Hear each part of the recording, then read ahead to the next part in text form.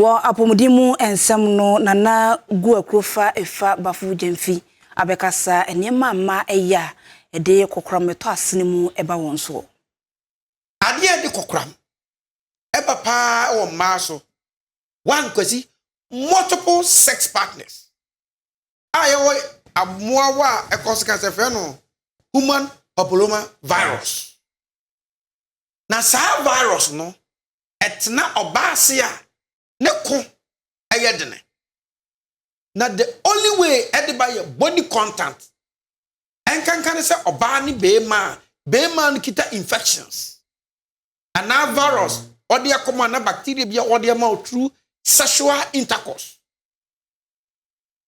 na the ma e man nya you can multiple sex partners na obi na dwene se owo mpena beye mienu miensen ko yes e ka ho but baby wafa mema more than 2-3 echo in your life we have multiple sex partner safo ne tanya human papilloma virus anase ni kunu susu ye promiscuous opema ananempena promiscuous pema pa ahodo okofa infections e de be no tibom se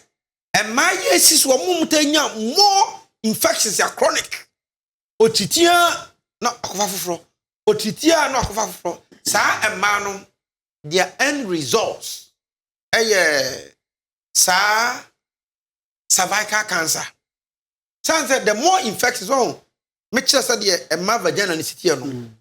bacteria infections better ma ne kun ye den se oba ko da ho se yamfa device ade bi nhye ne fallopian tube mienu se de be ya be man no hia ensuo no entimi nkoho eniema ne science aboboso se etimi hwehwemu a kire se eniema we mama enya kokram eto omoase